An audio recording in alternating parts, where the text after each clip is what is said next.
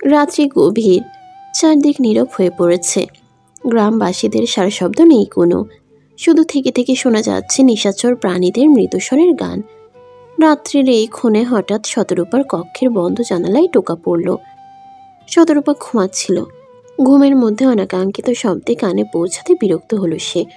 একটু নড়েচড়ে উঠে আবার পাশ ফিরে শুলো, কিন্তু শব্দের উৎসের কথাটা মস্তিষ্কে হানা দিতেই তড়াক করে লাফিয়ে উঠে বসল সে। কান খাড়া করে বোঝার চেষ্টা করলো শব্দটা কোথায় হচ্ছে। হ্যাঁ, ঠিক ধরেছিল শতরূপা, শব্দটা জানালার কাছ থেকে আসছে। তবে কি উৎস এসেছে? মেয়েটা দেরি করলো না, বিছানার পাশে ফেলে রাখা ওড়নাটা গায়ে জড়ালো ব্যস্ত হাতে। অতঃপর তড়িঘড়ি করে ছুটে এলো জানালার কাছে। জানালাটা খুলতেই দেখা পেল উৎসের হাতে একটা মিষ্টির প্যাকেট নিয়ে দাঁড়িয়ে রয়েছে, তার দিকেই তাকিয়ে। শতরূপার হৃদয়ে যেন এক পশলা শীতলতা নেমে এলো এই লোকটার মুখশ্রী দর্শনে। আজ সারাদিন উৎস কারখানা উদ্বোধনের কাছে ব্যস্ত থাকা একটা বাড়ির জন্য তার দেখা হয়নি বা কথা হয়নি। মেয়েটা কতবার রাস্তার ধারে গিয়েছে, বাড়ির পিছনে গিয়েছে একটাবার লোকটাকে দেখার জন্য, অথচ তার দেখা পায়নি। রাত্রির এই ক্ষণে উৎসকে দেখে শতরূপা মনে মনে খুশি হলেও মুখে তা প্রকাশ করল না, বরং চোখে মুখে কিঞ্চিত বিস্ময় ভাব ফুটিয়ে তুলে বলল, আপনি এত রাতে এখানে? উৎস হাসল, হাতের মিষ্টির প্যাকেটটা এগিয়ে দিয়ে বলল, আমার কারখানা উদ্বোধনের মিষ্টি খাওয়াতে এসেছি তোমাকে। উৎস মিষ্টির প্যাকেট থেকে মিষ্টি বের করতেও উদ্যত হলো। শতরূপা তাকে বাধা দিল তৎক্ষণাৎ। আশেপাশে দৃষ্টি বুলিয়ে বলল, দাঁড়ান, আমি বাইরে থেকে আসছি। কথাটা শেষ করেই মেয়েটা বাইরের দিকে ছুট লাগালো। স্বল্প সময়ের মধ্যেই বাইরে এসে উৎসের মুখোমুখি দাঁড়ালো সে।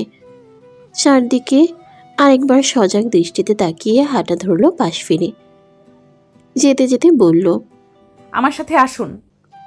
শতরূপা তাদের বাড়ির একধারে প্রাচীরের নিকট এসে দাঁড়ালো। নিচে শুকনা পাতার উপরে বসতে বসতে বলল, বসুন এখানে। উৎস বসলো মেয়েটার পাশে। শতরূপা এবার হাত বাড়ালো, হাসি মুখে বলল, দিন, এখন আমার মিষ্টি দিন। উৎস পুরো মিষ্টির প্যাকেটটা শতরূপার দিকে বাড়িয়ে দিয়ে বলল, পুরোটাই তোমার? মেয়েটা অবাক হলো, চোখ বড় বড় করে বলল, এত মিষ্টি দিয়ে আমি কি করব? খাবে আর কি করবে? এত মিষ্টি আমি খেতে পারবো না। খাওয়া শুরু করো, তারপর না পারলে আমি সাহায্য করব।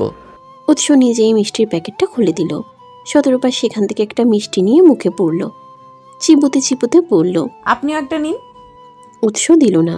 মিষ্টির প্যাকেটটা পাশে রেখে তাকালো আকাশের দিকে। ছোট একটা নিঃশ্বাস ফেলে বলল, অবশেষে আমার স্বপ্ন পূরণ হলো।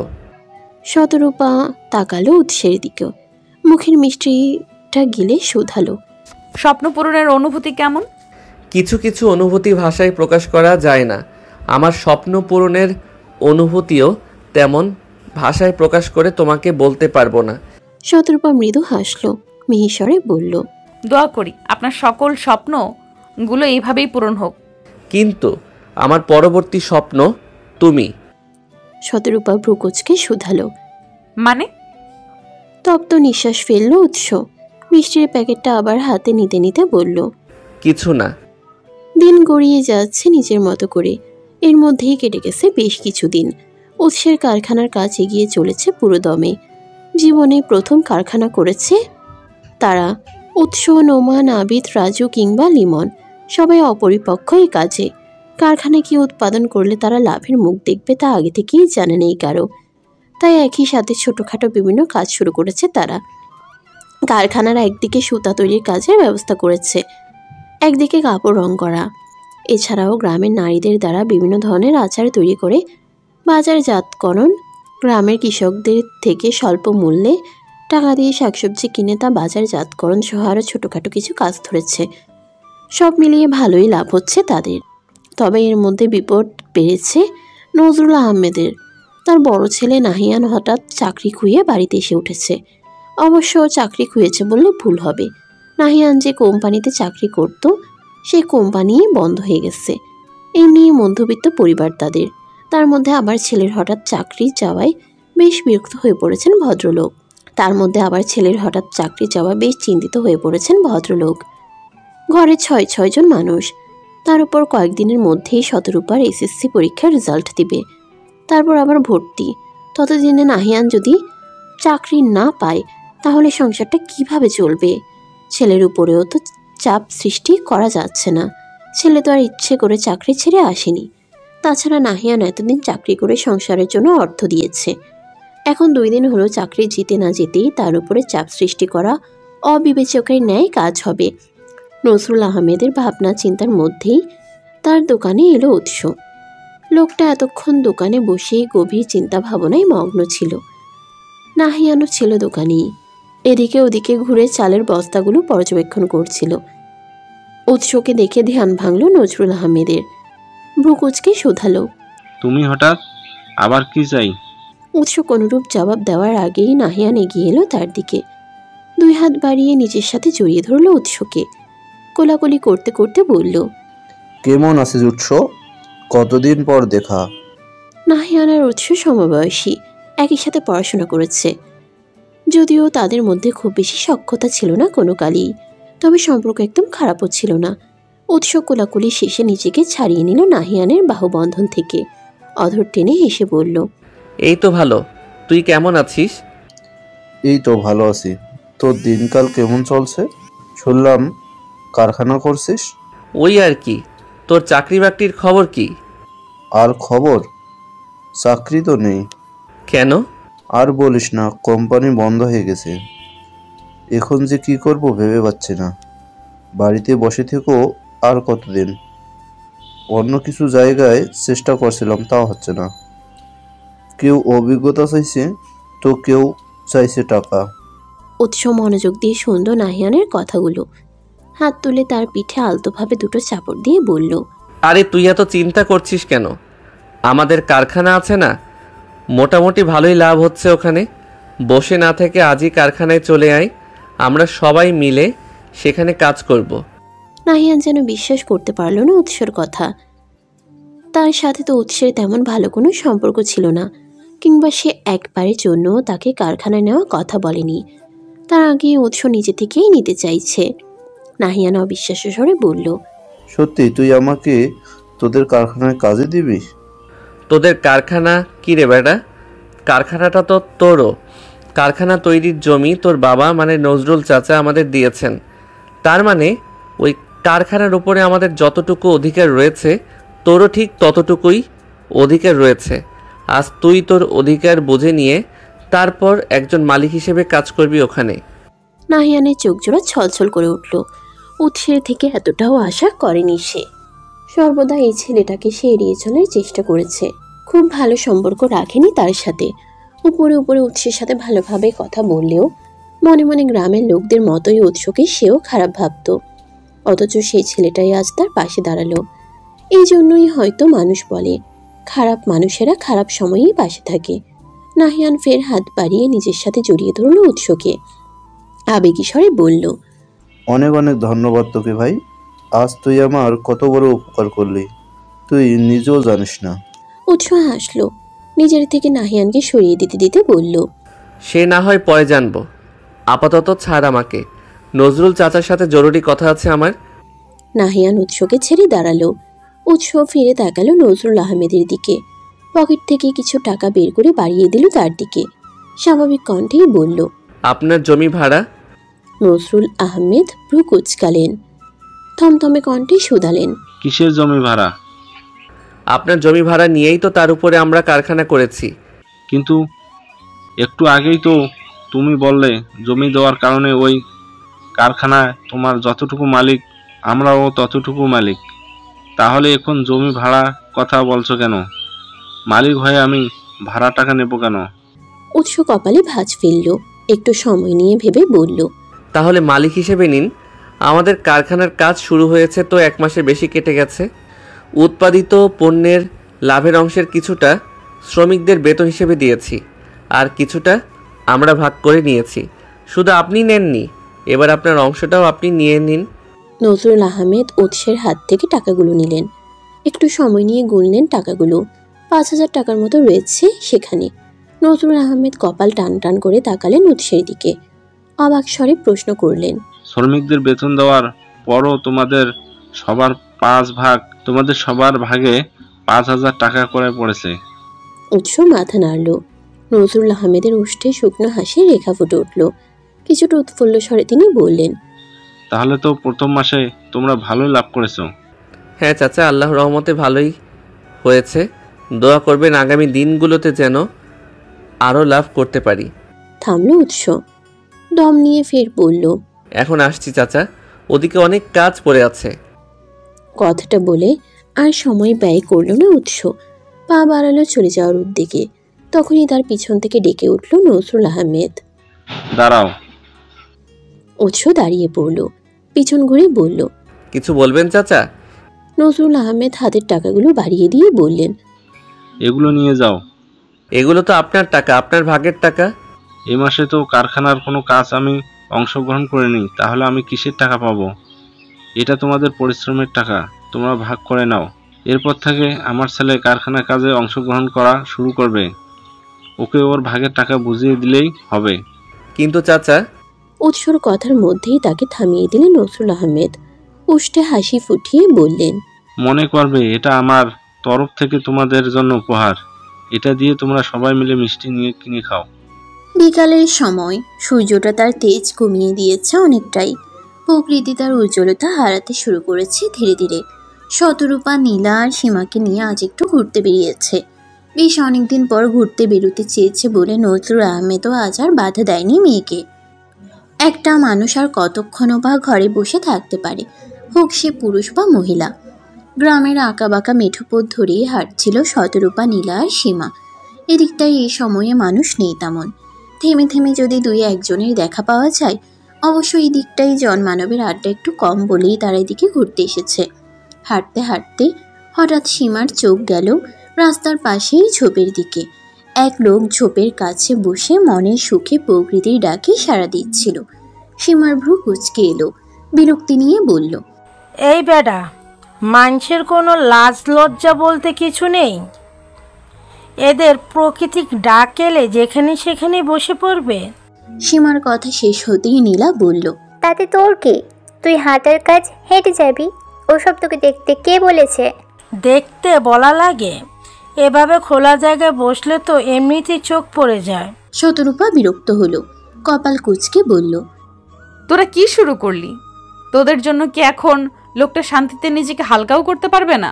অবশ্যই পারবে, কিন্তু এভাবে খোলা জায়গায় কেন? এর বাড়িতে কি ওয়াশরুম নেই? ওয়াশরুমে যাবে। সীমার কথা শেষ হতে না হতেই নীলা বলল, তোর এখন এই লোককে নিয়ে গবেষণা শেষ হলে চল সামনে যাই।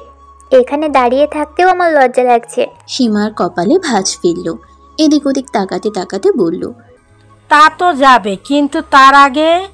কথাটি সম্পূর্ণ রেখে সে রাস্তার পাশ থেকে হাতে তুলে নিল ছোটখাটো শক্ত একটা মাটির টুকরো। কেউ কিছু বুঝে ওঠার পূর্বেই সে মাটির টুকরোটা ছুড়ে দিল লোকটার দিকে। টুকরোটা সোজা গিয়ে আঘাত করলো লোকটার পিঠে। লোকটা চেঁচিয়ে উঠল, নিজের কাজ ছেড়ে উঠে দাঁড়ালো। সাথে সাথে সীমা তৎক্ষণাৎ দৌড় শুরু করলো। দৌড়াতে দৌড়াতে বলল, তাড়াতাড়ি পালা, নয়তো ওই লোকটা আমার জায়গায় তোদের গলা টিপে ধরবে। শতরূপা আর নীলা আটকে উঠল। এই বজ্জাত মেয়েটা যে হঠাৎ এমন কিছু ঘটাবে বুঝতে পারেনি তারা। আর সময় নষ্ট করলো না শতরূপা আর নীলা, দ্রুত দৌড় শুরু করলো সীমার পিছু পিছু। এদিক ওদিক ঘুরতে ঘুরতে শতরূপা, নীলা আর সীমা এলো উৎসদের কারখানায়। বেশ অনেক দিনের ইচ্ছা ছিল শতরূপার কারখানাটা দেখার, কিন্তু এদিকে তেমন একটা না আসার কারণে দেখা হয়নি এতদিন।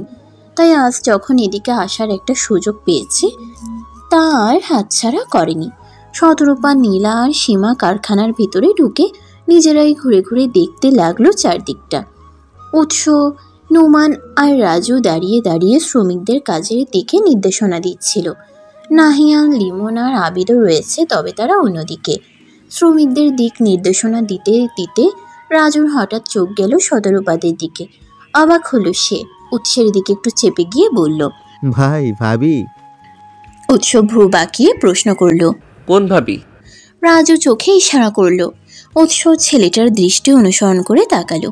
দেখতে পেল শতরূপাকে বান্ধবীদের সাথে নিয়ে ঘুরছে কারখানার ভিতরে। উৎস সময় ব্যয় করল না, লম্বা লম্বা পা ফেলে এগিয়ে গিয়ে দাঁড়ালো শতরূপাদের সামনে। কপাল টান টান করে বলল, তুমি এখানে? শতরূপা মৃদু হেসে জবাব দিল, আপনার স্বপ্নকে কাছ থেকে দেখতে এসেছিলাম। উৎসের ওষ্ঠেও শুকনো হাসির রেখার দেখা মিলল। ঘাড় বাঁকিয়ে সে তাকালো নোমান আর রাজুর দিকে। নীলা আর সীমার দিকে ইশারা করে বলল, ওদের কারখানাটা ঘুরিয়ে দেখাতো। নীলা আর সীমা গেল নোমান রাজুর সাথে। উৎস শতরূপার সামনে থেকে একটু সরে গেল, সামনের দিকে হাত বাড়িয়ে দিয়ে বলল, চলো, আমার এক স্বপ্নকে আরেক স্বপ্নের রাজ্যে ঘুরিয়ে আনি। দিন বদলে কেটে গেল বেশ কিছুদিন। ইদানিং শতরূপার সাথে উৎসের সম্পর্কটা ভালো হয়েছে বেশ, যদিও এখনও তাদের দুজন দুজনকে মনের কথা জানানো হয়নি, তবে একে অপরের কাছাকাছি এসেছে অনেকটা। উৎস সারাদিন কারখানা বা যেখানেই থাকুক না কেন, গভীর রাতে সে ছুটে আসে শতরূপার জানালার নিকটে, তাকে একটা নজর দেখার উদ্দেশ্যে। এই যেন তার দৈনন্দিন কর্মে রূপান্তরিত হয়েছে। শতরূপাও এখন আর খুব তাড়াতাড়ি ঘুমিয়ে পড়ে না, রাত জেগে অপেক্ষা করে থাকে প্রিয় পুরুষের আগমনের। তবে দিন দিন উৎসের হৃদয় অধৈর্য হয়ে উঠছে। এভাবে আর কতদিন? শতরূপাকে পাওয়ার আকাঙ্ক্ষায় যে সে দিশেহারা হয়ে উঠেছে। তাছাড়া তার কারখানার কাজও বেশ ভালোই চলছে, লাভ হচ্ছে আগের তুলনায়। এখন শতরূপাকে নিজের করে নেওয়ার মতো সামর্থ্য তার একটু হলেও হয়েছে। উৎস সিদ্ধান্ত নিয়েছে এবার যাই হোক একটা কিছু করবে সে, আর নিজের প্রেয়সীকে এভাবে ফেলে রাখবে না। মেয়েটা কিছুদিন পর নতুন কলেজে ভর্তি হবে, নতুন মানুষের সাথে পরিচয় হবে। তারপর যদি তাকে ভুলে যায় বা অন্য কারো মায়ায় পড়ে যায়, শতরূপা মুখে না বললেও উৎস জানে ওই মেয়েটাও তাকে ভালোবাসে, তাকে চায়। তবুও নামহীন সম্পর্কে কেমন একটা হারানোর ভয় থেকেই যায়। রাত গভীর, চারদিকটা নিগুড় নিস্তব্ধতাই ঠেকে রয়েছে। শতরূপা বসে রয়েছে নিজ কক্ষের বিছানায়, অপেক্ষা উৎসের আগমনের। আজ তার পরীক্ষার ফল প্রকাশ হয়েছে। খুব ভালো রেজাল্ট না করলেও মোটামুটি হয়েছে। সে যেমন ছাত্রী সেই হিসেবে ঠিক আছে। এখন কাছে পিঠে একটা কলেজে ভর্তি হয়ে গেলেই হবে। শতরূপার ভাবনার মধ্যেই জানালায় টোকা পড়ল, সাথে সাথেই ওষ্ঠে হাসি ফুটে উঠল তার। ওই বোধ হয়ে উৎস এসে পড়েছে। মেয়েটা পা বাড়িয়ে জানালা খুলতে গিয়েও থেমে গেল। মাথার মধ্যে খেলে গেল তার দুষ্ট বুদ্ধি। সে আর জানালাটা না খুলে সোজা বেরিয়ে এলো বাইরে। পা টিপে টিপে গিয়ে দাঁড়ালো উৎসের পিছনে। মৃদু স্বরে চেঁচিয়ে উঠে বলল, ভাও।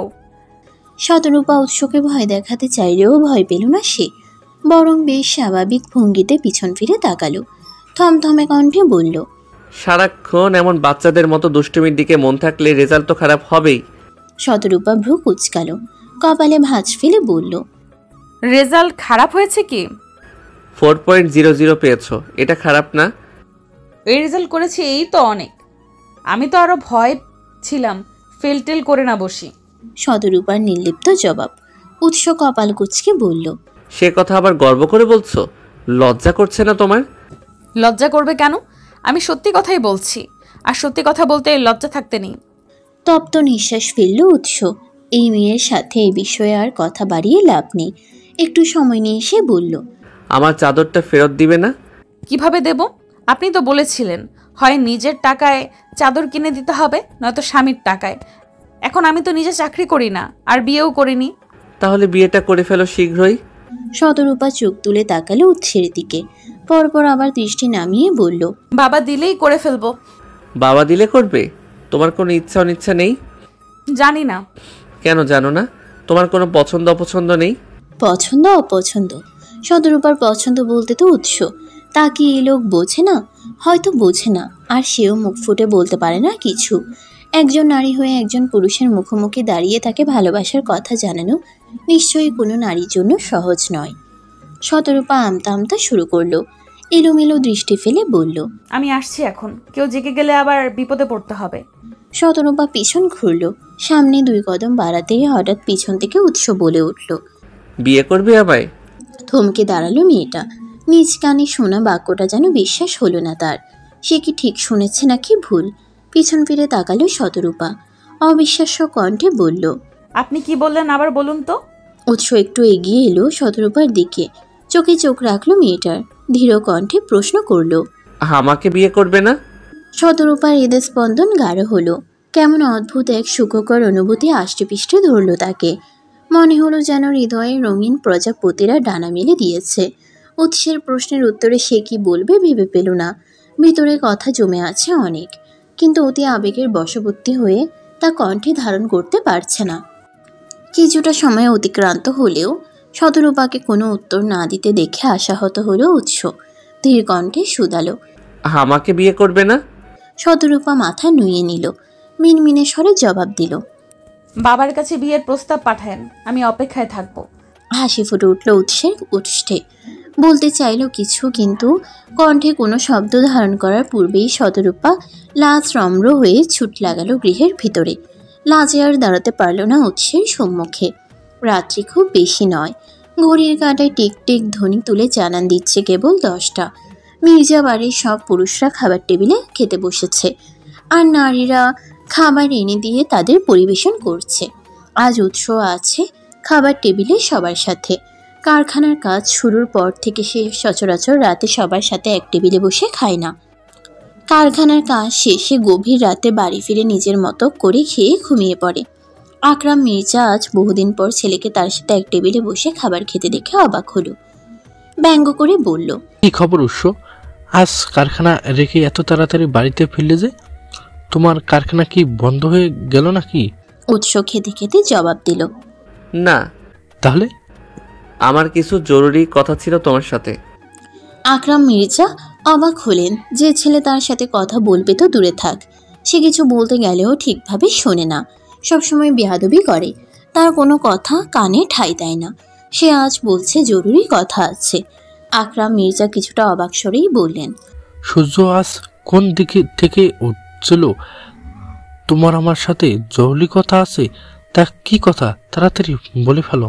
উৎস খাওয়া বন্ধ করলো, ঘাড় ঘুরিয়ে তাকালো বাবার দিকে, বেশ ঠান্ডা কণ্ঠে বলল, আমি বিয়ে করতে চাই। উৎসের কথাটা যেন বিস্ফোরণ ঘটালো উপস্থিত সকলের মধ্যে। এতদিন সবাই জানতো উৎস একরোখা, বদমেজাজি, গম্ভীর থাকছে। এখন দেখছে নির্লজ্জ। নয়তো পরিবারের সকলের সামনে, বিশেষ করে বাবা চাচাদের সামনে এভাবে বিয়ের কথা বলে কিভাবে? আকরাম মির্জাও হতভম্ব হয়ে গেলেন। তার ছেলে বেয়াদব তিনি জানতেন, তাই বলে এতটা? আকরাম মির্জা হতবাক স্বরেই শুধালেন, কি বললে তুমি? উৎস ধমধমে কণ্ঠে জবাব দিল, কেন তুমি শুনতে পাওনি? বিয়ে করব আমি। আকরাম মির্জা দাঁতে দাঁত চেপে বললেন, বেয়াদবির সাথে সাথে নির্লজ্জতাও খেয়েছো দেখছি। বড়দের সামনে কোন কথা বলতে হয় আর কোন কথা বলতে হয় না সে হুঁশ খেয়াল হয়েছে? উৎস ভ্রু কুচকালো, কপালে ভাঁজ ফেলে প্রশ্ন করল, নির্লজ্জের মতো আমি কি বললাম? তুমি নিজেই ভেবে দেখো। বিয়ের কথা বলেছি শুধু।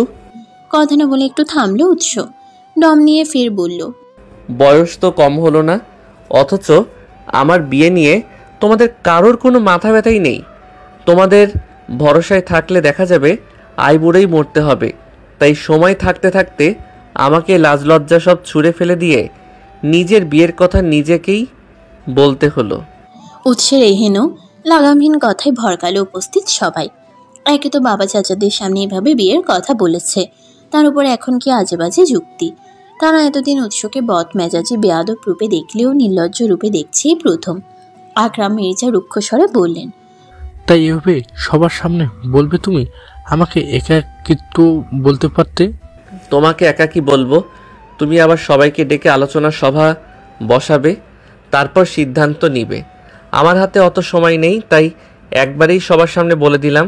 এখন যা কথা বলার, যা সিদ্ধান্ত নেওয়ার এখানেই হয়ে যাবে। উৎসের নির্লিপ্ত কণ্ঠস্বর। তপ্ত নিঃশ্বাস ফেললেন আকরাম মির্জা। এই ছেলের থেকে ভালো কিছু আশা করাই বোকামি।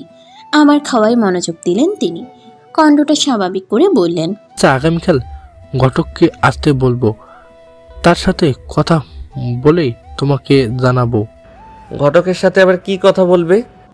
আকরাম মির্জা বিরক্ত হলেন, থমথমে কণ্ঠে বললেন, অবশ্যই পাত্রী নিয়ে কথা বলবো, পাত্রী খুঁজতে বলবো তাকে। তার আর প্রয়োজন হবে না, পাত্রী আমার পছন্দ করাই আছে। উৎসের স্বল্প বাক্যে উত্তর, অথচ দ্বিতীয় দফায় তা বিস্ফোরণ ঘটালো উপস্থিত সকলের মধ্যে। উৎসের পছন্দ করা মেয়ে আছে, কে সে? তারা যতদূর জানে উৎস নারী সঙ্গ থেকে দূরে থাকে। তাহলে এই মেয়েকে পছন্দ করলো কখন? আকরাম মির্জা কিছুটা অবাক স্বরেই শুধালো, কোন মেয়ে? নাম কি তার? উৎস পাত্রীর নাম বলতে গিয়েও থেমে গেল। তার বাবাকে সে চিনে ভালোভাবেই। তার বাবা সর্বদাই অর্থ সম্ভব, প্রভাব, প্রতিপত্তি এবং বংশ মর্যাদা দেখে মানুষ নির্বাচন করে। সেই হিসেবে শতরূপাদের তেমন কিছুই নেই। এককালে তাদের বিশাল জমিদারিত্ব থাকলেও এখন নিম্ন মধ্যবিত্তের কাতারেই পড়ে। আকরাম মির্জা যদি জানতে পারে সে নজরুল আহমেদের মেয়ে শতরূপাকে বিয়ে করতে চায়, তাহলে কোনোদিনই মানতে চাইবেন না, উল্টো বিয়ে ভাঙার জন্য উঠে পড়ে লাগবেন। তার কাছে নিজের সম্মান, অর্থ, সম্পদ, বংশ মর্যাদা সবার আগে। না হলে নিজের সন্তান, নিজের রক্তকে দিনের পর দিন অন্ধকার বন্ধ কুটুরিতে আটকে রাখতে পারতেন না।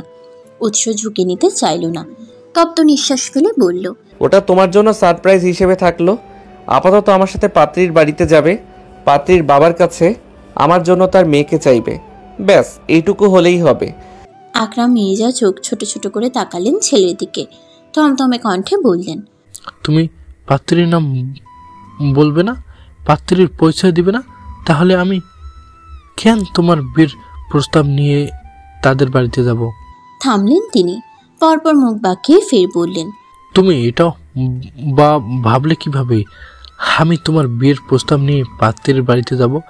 সারা বছর শত্রুতা করলে আমার সাথে, এখন শত্রুর কাছে সাহায্য চাইতে লজ্জা হয় না তোমার? যেখানে বাপ চাচাদের সামনে নিজের বিয়ের কথা বলতে লজ্জা করলো না, সেখানে শত্রুর কাছে সাহায্য চাইতে লজ্জা করবে কেন? লাজ লজ্জা সব পানি দিয়ে গুলে খেয়েই আজ আমি এখানে এসেছি। সে নয় বুঝলাম, কিন্তু আমি আমার শত্রুকে সাহায্য করতে ইচ্ছুক নই। আমি তোমার বিয়ের প্রস্তাব নিয়ে কারো বাড়িতে যেতে পারবো না। নিশ্চিত তুমি? শতভাগ। উৎস গায়ে লিয়ে দিল চেয়ারে, বাঁকা হেসে বলল, আচ্ছা, আমাদের বাড়ির উত্তর দিকটায় কি রহস্য লুকিয়ে আছে? ওদিকে আমাদের যাওয়া বারণ কেন? ভাবছি আমি একটু গিয়ে দেখবো ওখানে কি আছে। আকরাম মির্জার চোখে মুখে আতঙ্ক ফুটে উঠল। তড়িঘড়ি করে সে বলল, কবে যেতে হবে তোমার বিয়ের প্রস্তাব নিয়ে? উৎস উষ্ট বাঁকিয়ে হাসল, সোজা হয়ে বসে বলল, তুমি চাইলে কালই। আকরাম মির্জা ফোঁস করে একটা নিঃশ্বাস ফেলে বললেন, আচ্ছা, আগামীকাল সন্ধ্যার পর তাহলে? সূর্য ডুবেছে অনেকক্ষণ, চারিদিকটা ঘন কালো আধারে ঢেকে গেছে। রাস্তাঘাটে বাজারে মানুষ কমতে শুরু করেছে অনেকটাই। নজরুল আহমেদও দোকান বন্ধ করে বাড়িতে ফিরলেন কেবলই, এখনও পোশাক বদলে ফ্রেশও হননি। এর মধ্যেই তার গৃহের সদর দরজায় টোকা পড়ল। শান্ত দূরে গিয়ে খুলে দিল দরজাটা। দেখা মিলল উৎস সহ আরও অনেকের, তাদের মধ্যে একজনের হাতে আবার মিষ্টির প্যাকেট। শান্ত চিনল না সবাইকে, তবে উৎসকে দেখেই ওষ্ঠে হাসি ফুটে উঠল তার। দরজা থেকে সরে যেতে যেতে বলল, আরে উৎস ভাই, তুমি এসো এসো, ভিতরে এসো। উৎস আকরাম মির্জা, দুই চাচা এবং নোমানকে নিয়ে ভিতরে ঢুকলো। হাত রাখলো শান্তির কথায়, চুলগুলো এলোমেলো করে দিয়ে শুধালো, তোমার বাবা বাড়িতে ফিরেছেন? হ্যাঁ, একটু আগে ফিরেছেন, তারাও ডেকে দিচ্ছি। পরপর গলা উচালো শান্ত, ডেকে বলল, বাবা বাবা, কোথায় তুমি? উৎস ভাই এসেছেন, ডাকছেন তোমাকে। নজরুল আহমেদ কেবলই শরীর থেকে জামাটা খুলতে নিয়েছিলেন, হঠাৎ শান্তের হাঁক ডাক শুনে আর খুললেন না। লম্বা লম্বা পা ফেলে এলেন বসার কক্ষে। উৎস এসেছে শুনে নাহিয়ানও ছুটে এলো। উৎস তো এমনিও প্রায়ই এ বাড়িতে আসছে, কিন্তু আজ তার সাথে আকরাম মির্জা এবং অন্যদের দেখে অবাক হলো তারা দুজনেই। নজরুল আহমেদ কিছুটা অবাক স্বরেই বললেন, তোমরা মানে আমরা হঠাৎ এভাবে? উৎস আলতো হাসলো, মাথা নাড়িয়ে বলল, বসে কথা বলি। নজরুল আহমেদ লজ্জা পেলেন। আকরাম মির্জা এবং তার ভাইয়েদের মতো গণ্যমান্য ব্যক্তিরা তার বাড়িতে এসেছেন, আর তিনি কিনা অবাকের তাড়নায় তাদের বসতে না দিয়ে দাঁড় করিয়ে রেখেছেন। জোরপূর্বক হাসলেন তিনি, আমতা আমতা করে বললেন, এই দেখো, তোমাদের বসতে বলতেই ভুলে গেছিলাম আমি। আসলে বয়স হয়েছে তো, বুড়ো হয়েছি। এসো বসো তোমরা। উৎস আকরাম মির্জা সহ বাকিদের নিয়ে বসলো বসার কক্ষের সোফায়। আকরাম মির্জা চোখ ঘুরিয়ে চারদিকে তাকালেন। রংচং ওঠা পুরনো আমলের বাড়িটা, বাড়ির আসবাবপত্রগুলোও তেমন। এমনকি তিনি যে সোফায় বসেছেন তার রঙও মলিন, মনে হচ্ছে যেন বহু বছরের পুরনো। চোখ মুখ কুচকে এলো আকরাম মির্জার। তার ছেলে কিনা শেষ পর্যন্ত এমন নিম্ন মধ্যবিত্ত ঘরের মেয়েকে পছন্দ করেছে। তাদের সাথে এই পরিবার আত্মীয়তা মোটেই কাম্য নয়। সমাজে মির্জা পরিবারের একটা সম্মান আছে। পরিবারের মেয়েকে তাদের বাড়ির বউ করলে মানুষ কি বলবে? আত্মীয় স্বজনদের কাছে তিনি মুখ দেখাবেন কিভাবে? উৎস আকরাম মির্জার পাশেই বসা ছিল। তিনি আরেকটু চেপে বসলেন ছেলের দিকে, কণ্ঠ খাদে নামিয়ে বললেন, এমন একটা পরিবারের মেয়েকে তুমি পছন্দ করলে কিভাবে? এদের কি যোগ্যতা আছে আমাদের সাথে আত্মীয়তা করার? এরা না আমাদের পরিবারের সাথে যায় আর না স্ট্যাটাসের সাথে। আমি কিছুতেই এই পরিবারের মেয়েকে আমার বাড়ির বউ করে নিব না। তুমি যে আমাকে এমন একটা স্থানে নিয়ে আসবে জানলে আমি আসতামই না।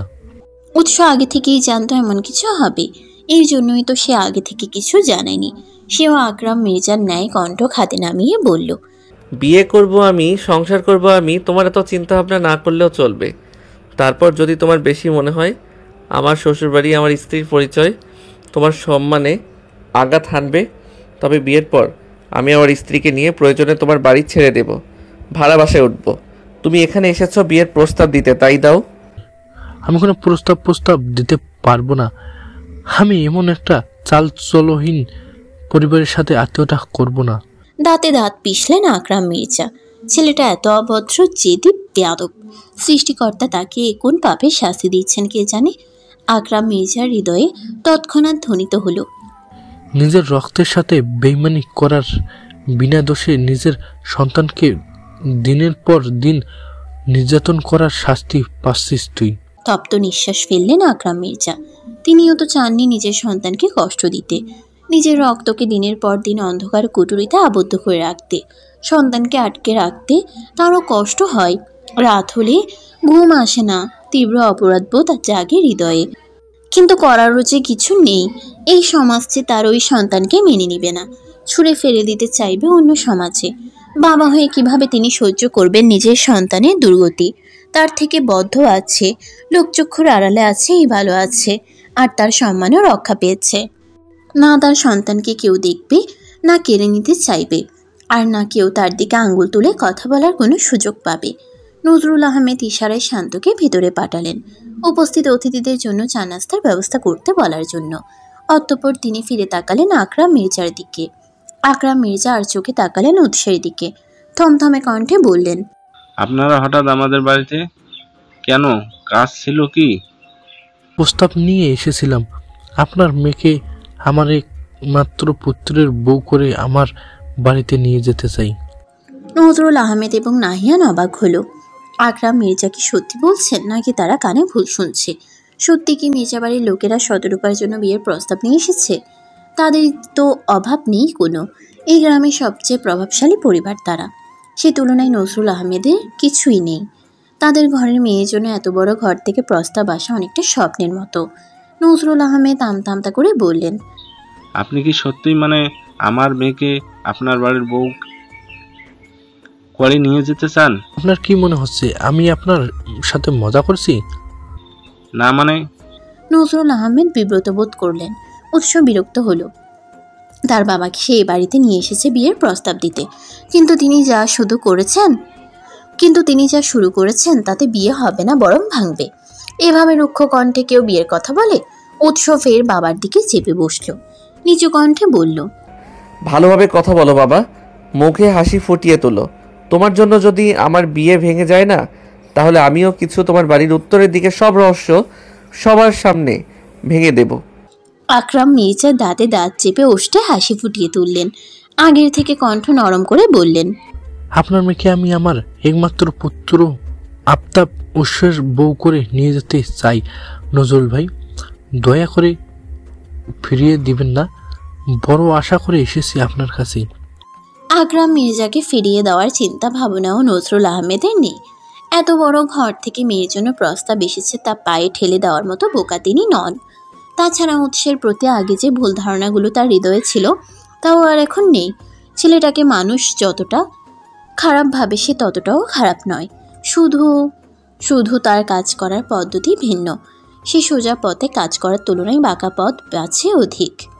তবে বিয়ে থার ব্যাপারে প্রস্তাব এলেই হুট করে হ্যাঁ বলে দেওয়াটাও দৃষ্টিনন্দন নয়। এটা অপরপক্ষ ছোট লোক ভাবতে পারে। নজরুল আহমেদ একটু সময় নিলেন, নরম গলায় বললেন, বিয়ে থায়ের ব্যাপার বললেই তো আর হুট করে হয়ে যায় না। আমাকে একটু সময় দিন, ভেবেচিন্তে আপনাদের জানাবো। আচ্ছা, আপনি ভাবুন, আমরা আপনার উত্তরের অপেক্ষায় থাকব।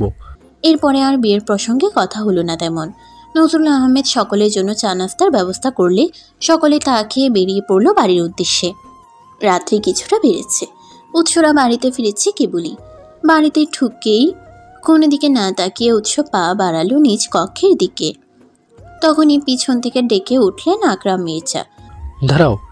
উৎস দাঁড়িয়ে পড়ল, পিছন ঘুরে তাকালো বাবার দিকে, কপালে ভাঁজ ফেলে প্রশ্ন করল, কিছু বলবে?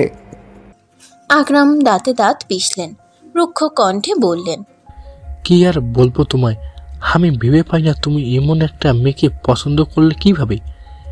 এদের না আছে খুব বেশি শিক্ষাগত যোগ্যতা, না আছে পারিবারিক স্ট্যাটাস, না আছে অর্থ সম্পদ, কিছুই নেই। আমাদের পরিবারের সাথে কোনো দিক থেকেই এরা যায় না। তোমার চোখ এতটা নিচু কিভাবে হলো, আশ্চর্য। এতটা তোমাকে না ভাবলেও চলবে। বিয়ে করব আমি, সংসার করব আমি, সুতরাং আমি ভালো থাকলেই হবে। আমার চোখ আমার স্ত্রীর পারিবারিক স্ট্যাটাস নিয়ে ভেবে তোমার মস্তিষ্ক ক্ষয়ের কোনো প্রয়োজন নেই। উৎস, ঠিকভাবে কথা বলো, আমি তোমার বাবা হই। বাবা হলে সর্বপ্রথম ছেলের সুখের কথা চিন্তা করতে, পারিবারিক স্ট্যাটাস, অর্থ সম্পদের কথা তোমার মাথাতেই আসতো না। কথাগুলো বলে উৎস আর দাঁড়ালো না বাবার সামনে। লম্বা লম্বা পা ফেলে হাঁটা ধরল নিজের কক্ষের দিকে। আকরাম মির্জা পিছু ডাকলেন ছেলের। উৎস দাঁড়ালো না, শুনেও না শোনার ভান করে চলে গেল। মধ্যরাত, চারদিক নিগুড় নিস্তব্ধতায় ঢেকে রয়েছে। শুধু মাঝে মাঝে শোনা যাচ্ছে দিনের আলোয় রাস্তায় অবহেলা, অনাদরে ঘুরে বেড়ানো কুকুরগুলোর করুণ কান্নার সুর। প্রায় প্রতিদিনের ন্যায় আজও শতরূপার কক্ষের জানালায় টোকা পড়ল। মেয়েটা না ঘুমিয়ে বসেছিল। তখন বিয়ের প্রস্তাব নিয়ে আসার পর উৎসের সাথে আর কথা হয়নি তার। সেদিন উৎস যখন তাকে বিয়ের কথা বলেছিল, সে এক প্রকার হুজুকেই বলে ফেলছিল বাবার কাছে বিয়ের প্রস্তাব দিতে। কিন্তু উৎস যে এই কথাকে ধরে এত তাড়াতাড়ি বিয়ের প্রস্তাব নিয়ে আসবে তা ভাবতেও পারেনি মেয়েটা। শতরূপা আজ আর দৌড়ে জানালার কাছে গেল না, একসাথে বাইরের দিকে ছুটে এলো। উৎসের হাত ধরে নিয়ে গেল প্রাচীরের ধারে আড়ালে। আশেপাশে ভালোভাবে একবার নজর বুলিয়ে শুধালো, আপনি হঠাৎ আমার বাড়িতে বিয়ের প্রস্তাব পাঠালেন যে? উৎস ভ্রুকুচকে বলল, কেন, তুমি তো সেদিন রাতে বললে তোমার বাবার কাছে বিয়ের প্রস্তাব দিতে। শতরূপা এলোমেলো দৃষ্টি ফেলল, আমতা আমতা করে বলল, হ্যাঁ, কিন্তু তাই বলে এত তাড়াতাড়ি? উৎস আলতো হাসল, শতরূপার দিকে একটু ঝুঁকে গিয়ে বলল, তোমাকে আমার ঘরে নেওয়ার একটু বেশি তাড়া আমার, তাই তাড়াতাড়ি বিয়ের প্রস্তাব পাঠিয়েছি। মেয়েটা আড়ষ্ট হলো, মিনমিনে কণ্ঠে বলল, হঠাৎ আমাকে বিয়ে করার জন্য এতটা উতলা হয়ে উঠেছেন কেন? বাসরাতে বলবো, এখন বললে তুমি লজ্জা পাবে। শতরূপার ভীষণ ইচ্ছে হলো জিজ্ঞেস করতে, কি এমন কথা যে এখন বললে আমি লজ্জা পাবো? তবে গলা বাড়িয়ে মেয়েটা জিজ্ঞেস করলো না। উৎস যখন বলেছে এখন বললে লজ্জা পাবে, তার মানে নিশ্চয়ই লজ্জারই কথা। লোকটার মুখে তো কোনো লাগাম নেই, যখন যা খুশি বলে দিতে পারে। শতরূপা আর কথা বাড়ালো না, হাঁটা ধরল গৃহের দিকে। যাওয়ার আগে মিনমিনে সুরে শুধু বলল, এখন ভেতরে যাই, ধরা পড়ে গেলে ঝামেলা হবে, এমনি আমাদের বিয়ের কথা চলছে। উৎস আর তাকে আটকালো না। মেয়েটা ভুল কিছু তো বলেনি, সবার কাছ থেকে সবকিছু লুকিয়ে চুরিয়ে এই পর্যন্ত এসেছে। এখন এই বিয়ের আগে আগে কারো হাতে ধরা পড়ে বদনাম রটিয়ে লাভ নেই। সে এমনিও শতরূপাকে বিয়ে করবে, অমনিও বিয়ে করবে। কিন্তু এই রাতের আধারে দেখা করতে এসে ধরা পড়ে বিয়ে করলে মেয়েটার নামে একটা বদনাম লেগে যাবে, আর সারা জীবন এই বদনামটা বয়ে বেড়াতে হবে। শতরূপাদের বাড়ি আজ সেজে উঠেছে রং বেরঙের ফুল, কাগজ আর কাপড়ের আবরণে। চারদিকে আত্মীয় স্বজনেরা গিজগিজ করছে। আজ উৎস এবং শতরূপার বিয়ে। সেদিন আকরাম মির্জা নজরুল আহমেদের নিকট বিয়ের প্রস্তাব রেখে আসার একদিন পরপরই জানিয়েছিলেন এই বিয়েতে তারা রাজি। আর আকরাম মির্জা মন থেকে এই বিয়েতে রাজি না থাকলেও এখন মেনে নিতে হচ্ছে। এই কয়দিন সে অনেকভাবেই চেষ্টা করেছেন বিয়েটা আটকানোর, কিন্তু শেষ পর্যন্ত রক্ষা। এই কয়দিনে তিনি অনেকবার চেষ্টা করেছেন বিয়েটা আটকানোর, কিন্তু শেষ পর্যন্ত পারেনি। তার প্রচেষ্টার তুলনায় উৎসের জেদ বেশি ছিল, যার কারণে বরাবরের ন্যায় ছেলের কাছে হার স্বীকার করে নিতে হয়েছে। শতরূপাকে সাজিয়ে গুছিয়ে বসিয়ে রাখা হয়েছে তারই কক্ষের বিছানায়। মেয়েটার শরীরে আঁচ জড়ানো হয়েছে লাল রঙা একখানা বেনারসি, হাতে গলায় কানে ভারী ভারী অলংকার। এই অলংকারগুলো সব উৎসদের বাড়ি থেকে এসেছে। তবে মেয়েটার মুখের সাজ হালকা। তাদের গ্রামে পার্লার নেই। পার্লারে সাজতে গেলে হয় গঞ্জে নিয়ে সেজে আসতে হবে, নয়তো সেখানকার পার্লার থেকে কাউকে আনতে হবে। তারপরেও উৎসব বলেছিল নোমান বা লেমন ওদের কাউকে দ্বারা পার্লারের মেয়েকে আনিয়ে নেবে, কিন্তু শতরূপাই তা বারণ করেছে। তার থেকে সে বান্ধবীদের কাছে সেজেছে। মেয়েটার দুই পাশে বসে রয়েছে নীলা আর সীমা। এছাড়াও পুরো কক্ষে কাজী আত্মীয় স্বজনরা কিচকিচ করছে। কিছুটা সময় যেতেই বাইরে থেকে চিৎকার চেঁচামেচির আওয়াজ ভেসে এলো। বর এসেছে, বর এসেছে। বাক্যটি শতরূপার কর্ণকুহরে পৌঁছাতেই কলিজাটা ধক করে উঠল। কেমন অদ্ভুত এক শিহরণে আবিষ্ট হলো দেহ মন। নিজেকে ভিত ভিত লাগছে, আবার হৃদয়ে সুখ সুখ অনুভব হচ্ছে। বর আসার খবর শুনেই নীলা, সীমা এবং অন্যরা ছুটে সব বেরিয়ে গেল কক্ষ ছেড়ে। সবাই মিলে গেট ধরতে হবে যে, এখন কক্ষটাকে এক প্রকার ফাঁকাই বলা চলে। শতরূপার হৃদয়ে হঠাৎ আশা জাগলো উৎসকে একটা নজর দেখার। বর বেশি তাকে কেমন লাগছে দেখার জন্য চোখ দুটো যেন অশান্ত হয়ে উঠল। মেয়েটা আড়ষ্ট ভঙ্গিতে ধীরে নেমে এলো বিছানা ছেড়ে, জানালা দিয়ে তাকালো বাইরের দিকে। তার কক্ষের এই জানালাটা দিয়ে গেটের সামনেটা দেখা যায়, তবে এই মুহূর্তে সেখানে ভিড় বেশ, দেখা যাচ্ছে না কিছুই। শতরূপা পা উঁচু করে উকিঝুঁকি মেরে দেখার চেষ্টা করলো উৎসকে, না তাও দেখা যাচ্ছে না। বিরক্ত হলো মেয়েটা। সবাই গেট ধরবে ঠিক আছে, তার জন্য চারদিক থেকে ঘিরে ধরতে হবে কেন? এদিকটা তো একটু ফাঁকাও রাখা যেত। মেয়েটা যখন উৎসকে দেখার আশা ছেড়ে দিল, ঠিক তখনই দেখলো গেট থেকে একে একে সরে যাচ্ছে সকলে। শতরূপা উৎসুক হয়ে তাকালো গেটের দিকে, দেখা পেল উৎসের। লোকটা আজ মেরুন রঙা একটি পাঞ্জাবি জড়িয়েছে শরীরে, গলার কাছে তার সোনালি সুতা দ্বারা সুন্দর কারুকাজ করা, কিন্তু মুখে রুমাল নেই কোনো, মাথায় বিয়ের পাগড়িও নেই। শতরূপার ব্রুজগুল কুচকে এলো। গ্রামের সব বিয়েতেই সে দেখেছে নতুন বউর গেট থেকে ঢোকার সময় মুখে রুমাল দিয়ে ঢোকে, মাথায় সুন্দর করে পাগড়ি পরে আসে। অথচ উৎসকে দেখে মনে হচ্ছে সে বিয়ে করতে নয়, বরং বিয়ে খেতে এসেছে। এই লোকটা এমন কেন? সবসময় নিজের মর্জি মতো চলে। বিয়ের দিন অন্তত নিজের একঘেয়েমি স্বভাব ছেড়ে সকল নিয়মকানুন মেনে আসতে পারত না। সেদিনও তার নিজেকে বেয়াদব প্রমাণ করতে হবে। শতরূপার ভাবনা চিন্তার মধ্যেই কক্ষে তার দুই মামি এসে উপস্থিত হলেন। একজন তাড়া দিয়ে বললেন, শতমা আয়, ওদিকে ডাকছে তোকে। শতরূপার জিজ্ঞেস করতে ইচ্ছে হলো, এখনই ডাকছে? কিন্তু মেয়েটা মুখ ফুটে জিজ্ঞেস করতে পারল না কথাটা। নিজের বিয়ে বরযাত্রীর বিষয়ে কিছু জিজ্ঞেস করতে কেমন লজ্জা লজ্জা লাগছে তার। তাছাড়া এই কথা জিজ্ঞেস করলে তার মামিরাও কি না কি ভেবে বসে। যদি তাকে নির্লজ্জ ভাবে, তবে শতরূপাকে আর নিজের লজ্জা ভেঙে মুখ খুলে জিজ্ঞেস করতে হলো না কিছু। তার আগেই তার অন্য মামি বললেন, কথা ছিল খাওয়া দাওয়ার পরে বিয়ে পড়ানো হবে, কিন্তু এখন বরযাত্রী আসার পর তারা জানালো আগে বিয়ে পড়িয়ে তারপর খাওয়া দাওয়া করবে। তাড়াতাড়ি চল, তোর বাপ আবার ওইদিকে তাড়া দিচ্ছে। গ্রামের বিয়ে শতরূপাদের উঠোনে লম্বা লম্বা হলুদ আর গোলাপি রঙের কাপড় দ্বারা প্যান্ডেল করা হয়েছে। প্যান্ডেলের এক পাশে আবার ছোট করে একটি স্টেজ সাজানো হয়েছে। গাঁদা ফুল এবং বেলুন দ্বারা সাজানো সেই স্টেজ। উৎস বসেছিল স্টেজের উপরে। বসে বসে লিমন নোমানদের সাথে কথা বলছিল। শতরূপাকে তার দুই মামি আর বান্ধবীরা এনে বসালো উৎসের পাশেই। উৎস কথা বলতে বলতেই তাকালো মেয়েটির দিকে। অমনি যেন থমকে গেল। মেয়েটার ছোটোখাটো দেহে লাল রঙের বেনারসিটা চকচক করছে, যেন একদম লাল টুকটুকে বউয়ের মতো মনে হচ্ছে আজ শতরূপাকে। মুখশ্রীতে তেমন কোনো সাজগোজের ছাপ না থাকলেও অদ্ভুত এক সৌন্দর্য ভর করেছে তার ভিতরে। উৎসের হৃদস্পন্দন বেড়ে গেল। এইভাবে কতক্ষণ সে চেয়েছিল জানে নেই, তবে ধ্যান ভাঙল কাজী সাহেবের কণ্ঠস্বর শুনে। কাজী সাহেব বেশ নম্র কণ্ঠে শতরূপাকে বললেন, বলুন মা কবুল। উৎস দৃষ্টি নামিয়ে নিল। ভিতরে ভিতরে অপ্রস্তুত হয়ে পড়ল বেশ। এই ভরা বিয়ে বাড়িতে এতক্ষণ কিনা সে নির্লজ্জের মতো তাকিয়েছিল বউয়ের দিকে। সবাই কি ভেবেছে কে জানে। কাজী সাহেব শতরূপাকে কবুল বলতে বললেও সে চুপ রইল। অদ্ভুত এক অনুভূতির উদয় ঘটেছে তার হৃদয় জুড়ে। কেমন ভালোবাসা, লজ্জা, ভয়, সংকোচের মিশ্র এক অনুভূতি। নিজের প্রিয় পুরুষকে নিজের করে পাওয়ার তীব্র আনন্দ তাকে কবুল বলে দিতে বলছে এখনই। আবার লজ্জা লজ্জা ভাবটা তার কণ্ঠনালীটা চেপে বন্ধ করে রেখেছে। শতরূপাকে চুপ থাকতে দেখে পাশ থেকে সীমা খোঁচা মারল তাকে। ফিসফিসিয়ে বলল, কি হলো, কবুল বলছিস না কেন এখনো?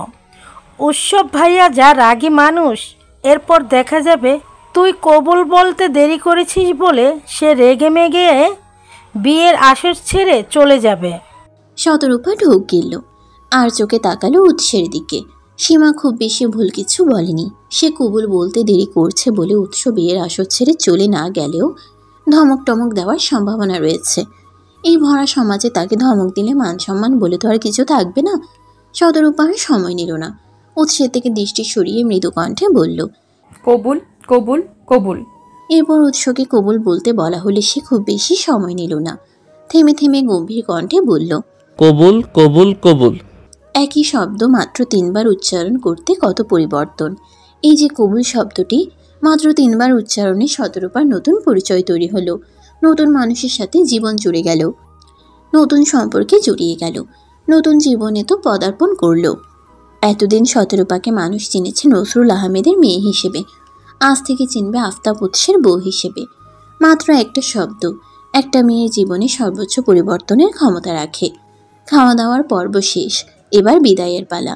বেশ ধুমধাম এবং আনন্দের সাথে প্রতিটি বিয়ের আয়োজন চললেও কনে বিদায়ের বেলায় এসেই নামে বিষাদের সুর। কনে বিদায়ের সময় বিয়েবাড়িতে কান্নাকাটি হবে না কিংবা কান্নার সুর শোনা যাবে না, এটা খুব কমই হয়।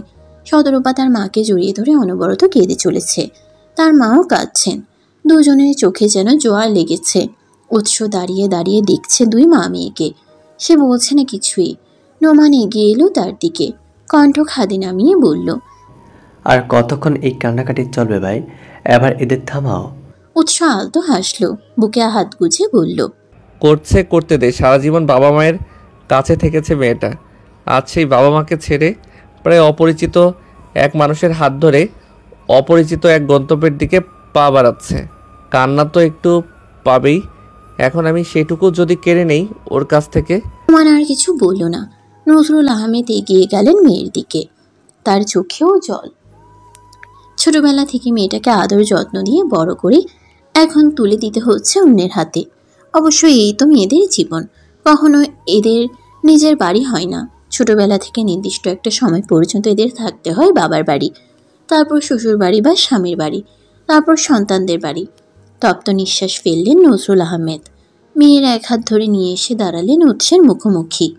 উৎসের হাতে শতরূপায় হাতটা দিয়ে বললেন, আমার মেয়েটাকে তোমার হাতে তুলে দিলাম, ওর যত্ন নিও বাবা, খেয়াল রেখো ওর।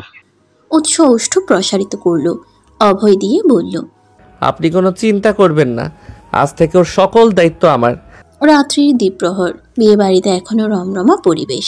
সকল নিয়মকানুন শেষ করে শতরূপাকে বাসর ঘরে ঢুকিয়ে দিলেও এখনো বিয়ে বাড়ির আমেজ নষ্ট হয়নি মোটেও। নোমান, লিমন, রাজু, আবিদ এবং আরও কিছু ছেলেমেয়েরা চেয়ার পেতে বসে রয়েছে উৎসের কক্ষের সম্মুখে, অপেক্ষা উৎসের আসার।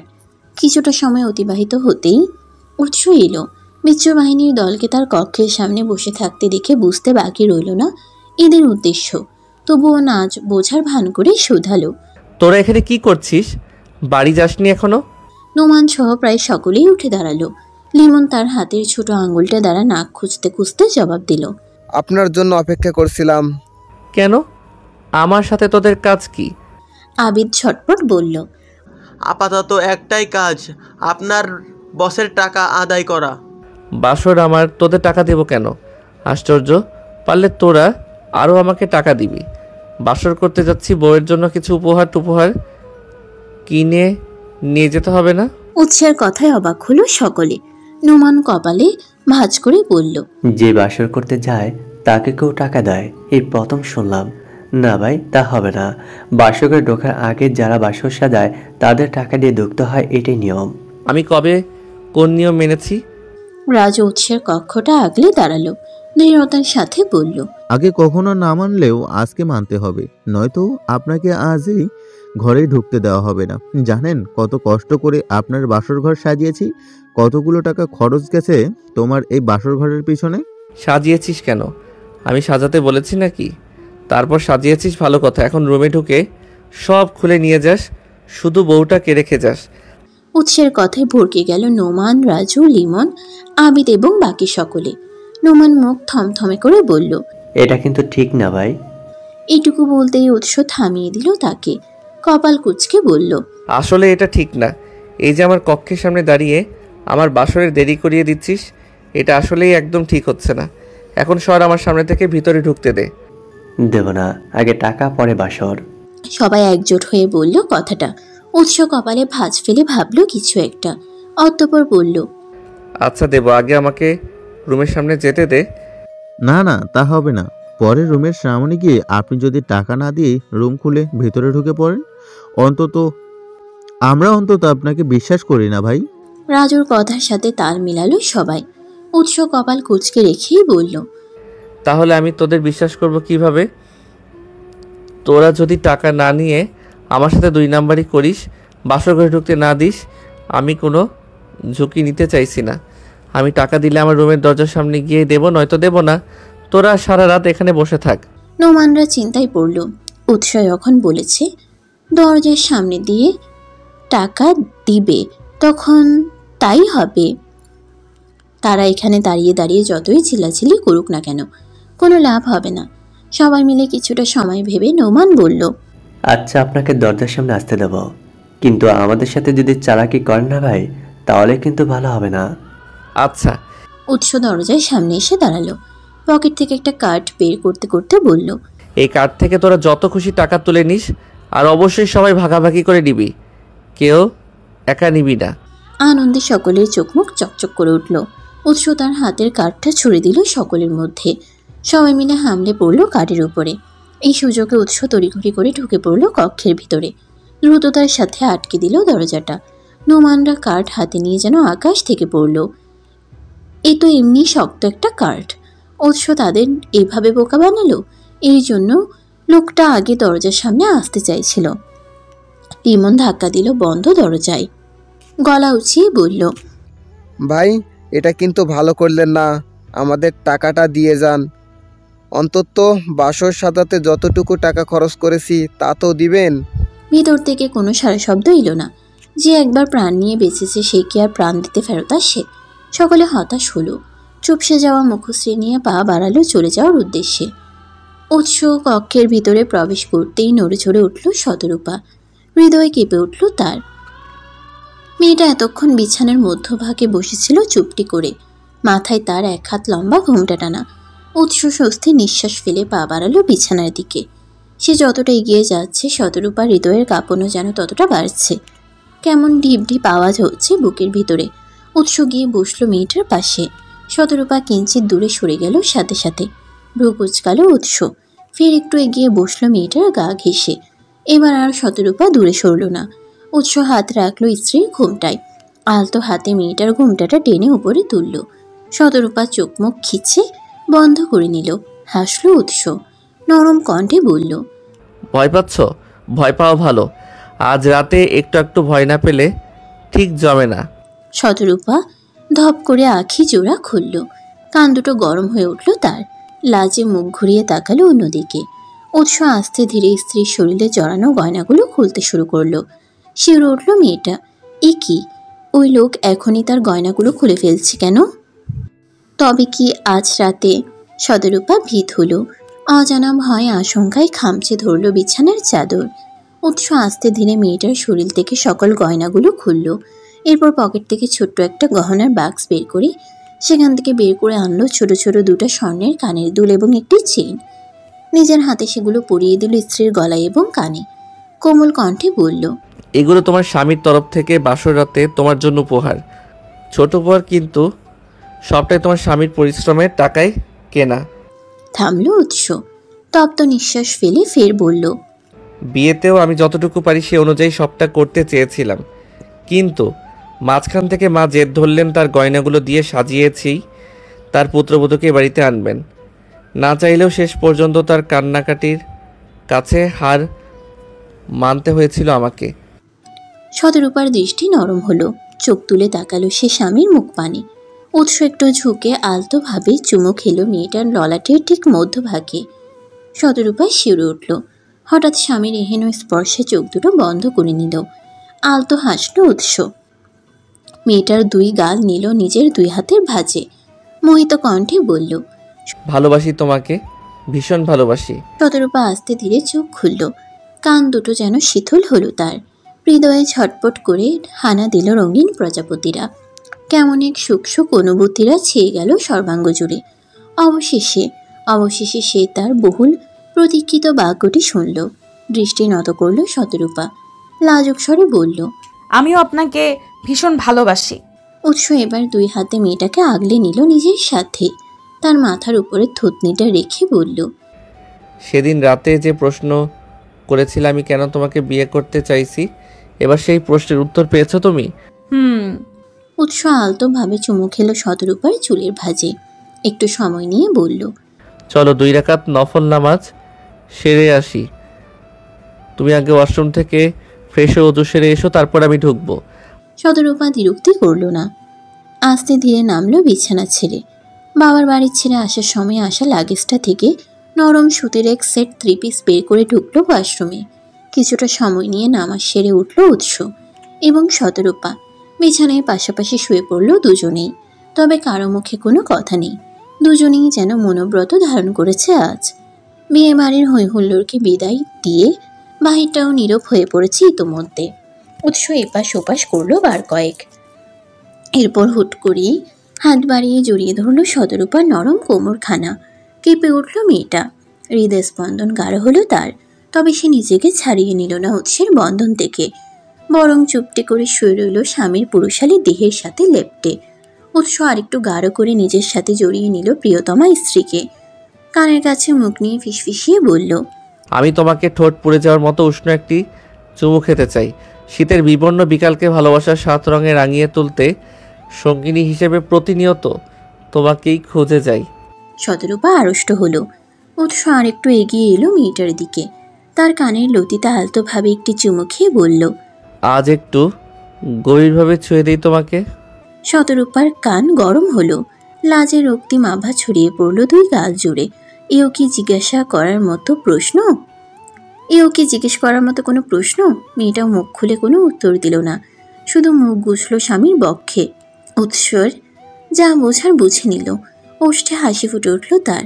প্রিয়তমা স্ত্রীকে সে নিজের সাথে আরো জড়িয়ে নিতে শুরু করলো, গভীর থেকে গভীরতরভাবে। বেলা গড়িয়েছে কিছুটা।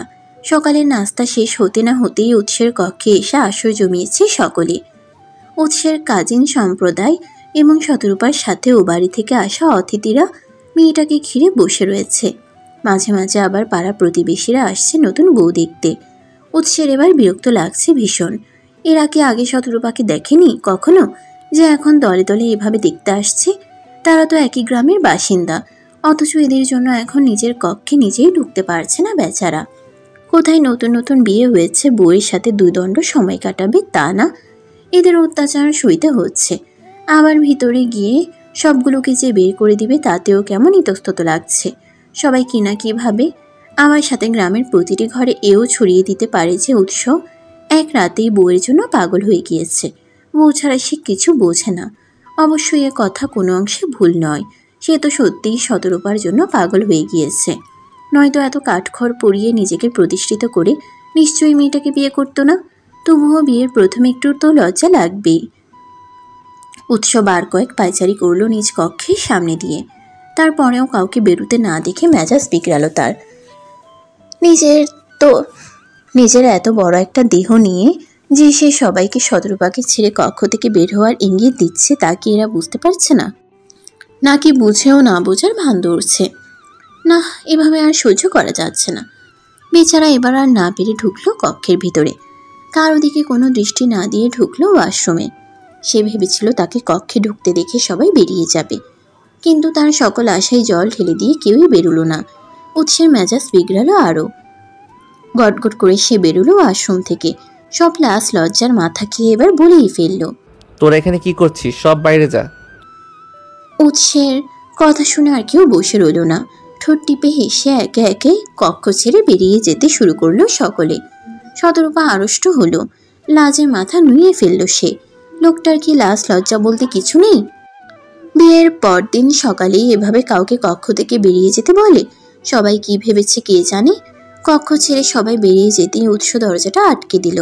এগিয়ে ধপ করে শুয়ে পড়ল শতরূপার কোলের উপরে। চোখ দুটো বন্ধ করে বলল, চুলগুলো একটু টেনে দাও তো।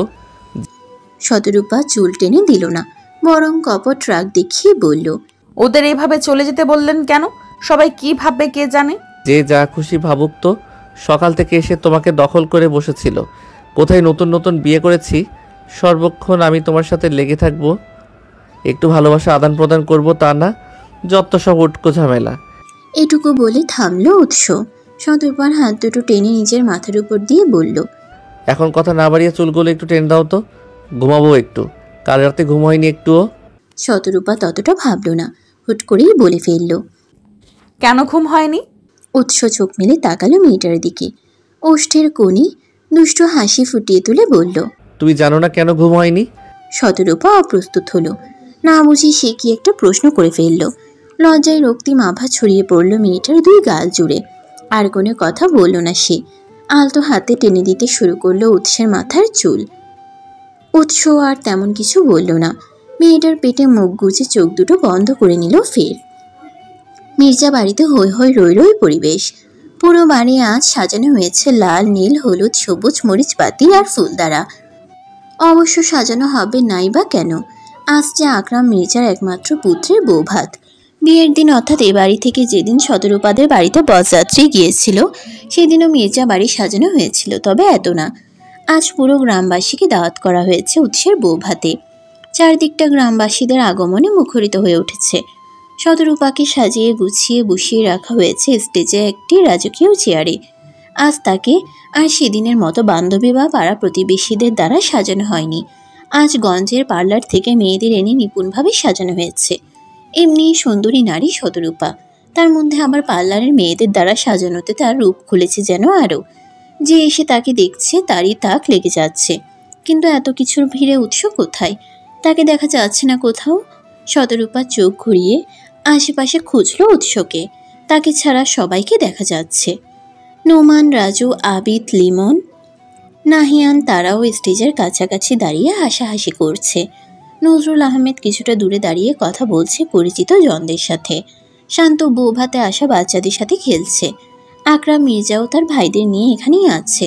তাহলে উৎস কোথায়? যাওয়ার আগে লোকটা কিছু বলেও তো গেল না। শতরূপার এদিক ওদিক চোখ ঘোরানোর মধ্যে উৎসের দেখা পেল। ওই তো লোকটা বাড়ির ভিতর থেকে বের হচ্ছে, কিন্তু সে একা নয়, সাথে আরও কেউ আছে। জীর্ণ শীর্ণ তার দেহ, শরীরে মলিন ছেঁড়া একখানা ফতোয়া জোড়ানো, মুখশ্রী জুড়েও ছড়িয়ে রয়েছে মলিনতা। উস্কো খুস্কো চুল, গায়ের রংটা কালো নাকি ফর্সা ঠিক ধরতে পারল না শতরূপা। লোকটার দিকে তাকিয়ে তার মনে হলো দীর্ঘদিন ধরে অবহেলা অনাদরে গোসল না করায় কেমন একটা ময়লা ময়লা বর্ণ ধারণ করেছে তার গায়ের রং। শারীরিক গড়নও ছিপছিপে। উৎসের হাত খামছে ধরে গুটি গুটি পায়ে সে এগিয়ে আসছে সামনের দিকে। মেয়ের দৃষ্টিতে আবার তাকাচ্ছে আশেপাশে ছড়ানো ছিটানো মানুষের দিকে। শতরূপার ভ্রু কুচকে এলো, কে এই লোক? আর উৎসের সাথেও বা কী করছে? শতরূপার নতুন বউ হওয়ায় এই ভরা সমাজে উৎসকে ডাক দেওয়া বা কিছু বলতে না পারলেও নোমান উৎসকে দেখেই বলে উঠল, ওই তো উৎস ভাই। পরপর হাত উচ্ছালো নোমান, গলা বাড়িয়ে ঢুকলো, উৎস ভাই কোথায় গিয়েছিলেন? আমরা সেই কখন থেকে আপনার জন্য অপেক্ষা করছি।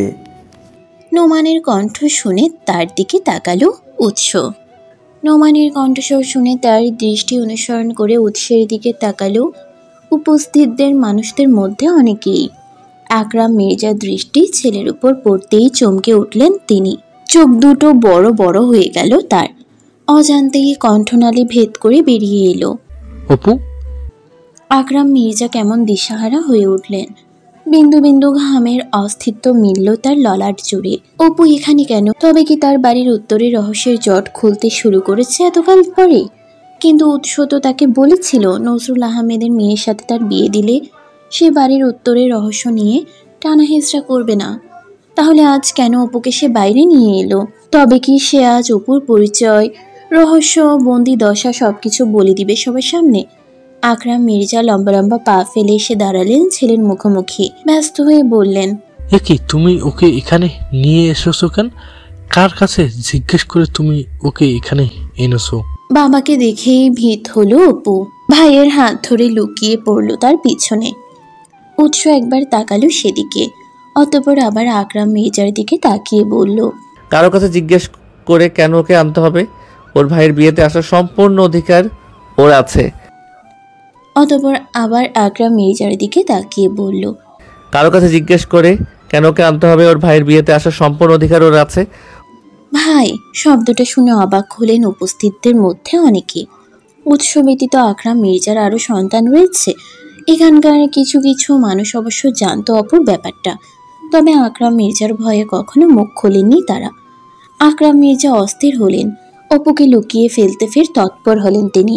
ব্যস্ত হয়ে বললেন, ওকে এখান থেকে নিয়ে যাও, ও যেখানে ছিল সেখানে রেখে আসো। শীর্ষ বাদ সাধল বাবার কথায়।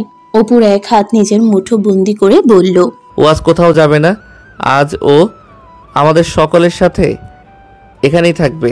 তুমি আমায় কথা দিয়েছিলে উৎস, আমি যদি তোমার সাথে নজরুলের মেয়ের বিয়ে দিই তাহলে তুমি অপুকে বাইরে জন্মসমক্ষে আনবে না, আমার বাড়ির উত্তরের রহস্যই থাকতে দিবে। তাহলে এখন কেন তুমি তোমার কথা রাখছো না? উৎস আলতো হাসলো, অপুর দিকে এক পলক দৃষ্টি নিয়ে বলল, কথা? তুমি বা তোমার কোন কথা রেখেছ? একজন বাবা হিসেবে আমাদের প্রতি তোমার কোনো দায়িত্ব পালন করেছো যে আজ আমার থেকে কথা রাখার আশা রাখছো? উৎসের চোখ মুখ শক্ত হয়ে উঠল, গলার স্বর বাড়িয়ে বলল, অবাধ্য হলে তুমি কি করবে? আমাকে ওর মতো নিজের বন্দি বানাবে? দিনের পর দিন অন্ধকার কুঠুরিতে আটকে রেখে অত্যাচার চালাবে? তবে তাই করো, আমাকে কেন এখনো বাইরে খোলা আকাশের নিচে রেখে দিয়েছ? বন্দি করো আমাকে। এইটুকু বলে থামলো উৎস, গলার স্বর একটু নরম করে বলল, ও তো তোমার সন্তান বাবা, তোমার রক্ত। ওকে দিনের পর দিন এভাবে আটকে রাখতে, ওর উপর মানসিক শারীরিক নির্যাতন চালাতে একটু কষ্ট হয়নি তোমার? একটু খারাপ লাগেনি? কেন ওর সাথে তুমি এমনটা করছো? ওর কি দোষ? ওকে কেন এভাবে শাস্তি দিচ্ছ তুমি? ওর একটাই দোষ, ও তোমার আমার মতো স্বাভাবিক নয়। সময়ের সাথে পাল্লা দিয়ে বিয়ে বাড়ির উপস্থিত জন মানবদের মধ্যে অবাকতা এবং কৌতূহল বাড়ছে।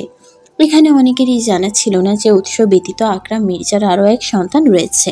আজ যখন জানলো তখন সাথে এও জানলো সে নাকি আর 5 জনের মতো স্বাভাবিক নয়, কিন্তু বাহ্যিকভাবে দেখে তো তাকে স্বাভাবিকই মনে হচ্ছে। তাহলে অস্বাভাবিকতাটা কোথায়? অনেকের মনেই প্রশ্নটা জাগলো, তবে সাহস করে কেউ কোনো প্রশ্ন করার পূর্বেই উৎস বলল, তা তোর দোষ নয়, ও তো ইচ্ছে করে এমনভাবে জন্মগ্রহণ করেনি। সৃষ্টিকর্তা ওকে ঠিক যেভাবে পাঠিয়েছেন ও পৃথিবীতে সেভাবে এসেছে। তবে ওকে কেন তুমি শাস্তি দিচ্ছ? ওকে কেন গৃহবন্দী করে রাখছো? আকরাম মির্জা কেমন নরম হয়ে পড়লেন, তপ্ত নিঃশ্বাস ফেলে বললেন, সমাজ তো তা মানে না। সমাজ অপুদের মতো মানুষকে অভিশাপ হিসাবে দেখে। তারা অপুদের মতো মানুষকে দেখলে এক সত্যে বলে দেয় হিজরা, হে সমাজে ওদের ঠাঁই দেয় না। আকরাম মির্জার কথাই চমকালেন সকলে। তবে অপু হিজরা অর্থাৎ তৃতীয় লিঙ্গের এই কারণেই তাহলে অপুকে এতদিন লোকচক্ষুর আড়ালে রেখেছিলেন আকরাম মির্জা, তাকে অন্ধকার বন্ধ কুটুরিতে আটকে রেখেছিলেন। উৎস তেতে উঠল, ক্রোধের সাথে বলল, সমাজের গুল্লিমারি। সমাজ আমাদের খাওয়ায় নাকি পড়ায়? অথচ জীবনের প্রতি ক্ষণে ক্ষণে শুধু সমাজই মানবে না, সমাজ এই মানবে অপু তোমার সন্তান। তোমার সন্তানের ভালো থাকা আগে নাকি সমাজ আগে? নিজের সন্তানকে শাস্তি দিয়ে তাকে মেরে তুমি সমাজ বাঁচাচ্ছ? কেমন বাবা তুমি? আকরাম মির্জা তাকালেন অপুর দিকে। সে এখনো ভয়ে ভীত হয়ে দাঁড়িয়ে আছে। নিজের সন্তানের জন্য তারও তো কষ্ট হয়। সেও তো চাইনি নিজের সন্তানকে বন্দি করে রাখতে, কষ্ট দিতে। হাজার হলেও তার রক্ত তো। বুক চিরে দীর্ঘশ্বাস বেরিয়ে এলো আকরাম মির্জার। একটু সময় নিয়ে বললেন, আমি বাবা হিসেবে খারাপ আমি জানি, আমি সমাজের কথা ভেবেছি এও জানি, তবে আমি সমাজের আগে আমার সন্তানের কথাই ভেবেছি। এইটুকু বলে থামলেন তিনি। দম ফেলে ফের বললেন, এই সমাজের কোনো পরিবারের একটি তৃতীয় লিঙ্গের বাচ্চা জন্মগ্রহণের সংবাদ হিজরা জনগোষ্ঠীদের নিকট পৌঁছে গেলেই তারা ছুটে আসে সেই বাচ্চাকে তাদের তত্ত্বাবধানের নেওয়ার জন্য। না দিতে চাইলে জোর করে নিয়ে যায়। তারপর তাদের মতো করে বড় করে প্রশিক্ষণ দেয়। বড় হওয়ার সাথে সাথে তাদের শাড়ি পরিয়ে সাজিয়ে গুছিয়ে রাস্তায় ছেড়ে দেয় টাকা তোলার জন্য, দোকানে চাঁদা তোলার জন্য পাঠিয়ে দেয়। আমরা মাঝে মাঝেই বসে রাস্তায় হিজড়াদের কবলে পড়ি, টাকা দিতে চাই না, ঝগড়া করি, তাদের সাথে বাজে ব্যবহার করি। তারা কিন্তু আমাদের ছাড় দেয় না, টাকা নেওয়ার জন্য উল্টো চড়াও হয়, বিশ্রী ভাষায় প্রয়োগ করে। ফের থামলেন আকরাম মির্জা। উপর দিকে তাকিয়ে বললেন, আমি যদি জন্মের পরপরই অপুকে লুকিয়ে না ফেলতাম তাহলে ওর জাতের লোকেরা ঠিক ওকে নিয়ে যেত, ওকেও প্রশিক্ষণ দিয়ে নিজেদের মতো বানিয়ে নিত। আমি বাবা হয়ে কিভাবে দেখতাম আমার সন্তান রাস্তায় রাস্তায় হাতে তালি দিয়ে টাকা উঠাচ্ছে, অন্যের সাথে ঝগড়া করছে, তাদের থেকে টাকা আদায়ের জন্য বিশ্রী ভাষা প্রয়োগ করছে। তাই জন্মের পরপরই ওকে আমি এ সমাজ থেকে লুকিয়ে ফেলেছি, নিজের কাছে আগলে রেখেছি। উৎস এতক্ষণ মনোযোগ দিয়ে শুনছিল বাবার কথা, তবে এই পর্যায়ে এসে সে আর প্রতিবাদ না করে পারল না। গম্ভীর কণ্ঠে সে বলল, তুমি কোনটাকে আগলে রাখা বলছো? দিনের পর দিন একটা মানুষকে বন্দি করে রাখাকে, তাকে বাইরের দুনিয়া থেকে সম্পূর্ণ বিচ্ছিন্ন করে রাখাকে, নাকি তাকে শারীরিক মানসিকভাবে নির্যাতন করাকে? তুমি যদি ওকে আগলেই রাখতে তাহলে অবশ্যই ওর অবস্থা আজ এমন হতো না। আমি ওকে বন্দি করে রেখেছি ঠিক, কিন্তু শারীরিক কিংবা মানসিক কোনরূপ নির্যাতন করিনি। ওকে ওর খাওয়ার, গোসল, প্রয়োজনীয় সামগ্রী সব দিয়েছি। হ্যাঁ, এটা বলতে পারো যে ওর প্রয়োজনীয় বস্তুগুলো দেওয়ার ক্ষেত্রে সময়ের হেরফের হয়েছে, তবে সে সময়ের হেরফের হওয়ার ক্ষেত্রে সম্পূর্ণরূপে আমারও ত্রুটি ছিল না। আমি ওকে সবার থেকে লুকিয়ে রেখেছিলাম, সুতরাং সবার সামনে থেকে লোক দেখিয়ে ওর জন্য খাবার পাঠানো বা কিছু করা আমার পক্ষে সম্ভব ছিল না। তাই ওর তদারকিটা বেশিরভাগ ক্ষেত্রেই সবাই ঘুমানোর পরেই হতো। তাছাড়া আমি ভয় পেতাম যদি কেউ কোনোভাবে ওর অস্তিত্ব সম্পর্কে জেনে যায়, বাইরের দুনিয়ার কাছে ওর সম্প্রূপ প্রকাশ করে দেয়, তাহলে বাইরের দুনিয়ার কাছে ওর সম্প্রূপ প্রকাশ করে দেয় তখন কি হবে? সবাই হয়তো ওকে টেনে হিজড়ে ওই হিজড়াপাড়ায় দিয়ে আসবে, সাথে আমাদের সম্মানে আমার বাড়ির দিকেও আঙ্গুল তুলবে। হাসলো উৎস, ঠোঁট বাঁকিয়ে বলল, এতক্ষণে ঠিক বলেছ। তোমার ভয় ছিল ওকে জনসম্মুখে আনলে সমাজের লোক তোমার সম্মানের দিকে আঙুল তুলবে, তোমার সম্মানহানি ঘটবে, তাই এতদিন ওকে লুকিয়ে রেখেছিলে। তোমার কাছে তোমার সম্মান, টাকা পয়সা, অর্থ, প্রতিপত্তি এটাই আসল। আমরা কেউ কিচ্ছু না, কেউ না। মিথ্যা কথা। আমি শুধু আমার সম্মানের জন্য ওকে আটকে রাখিনি, ওর ভালোর জন্য আটকে রেখেছি, যাতে কেউ ওকে কেড়ে না নিতে পারে, ওকে যাতে ওই হিজড়া সম্প্রদায়ের কাছে নিয়ে যেতে না পারে। কথাগুলো বলতে বলতে কিছুটা উত্তেজিত হয়ে পড়লেন আকরাম মির্জা। এমনি বয়স হয়েছে লোকটার, তার উপর এত কথা, এত অভিযোগ। নিঃশ্বাস ভারী হয়ে এলো তার। আশেপাশের লোকজন দ্রুত ধরে বসালেন তাকে, পানি খাইয়ে একটু সুস্থ করার চেষ্টা চালালেন।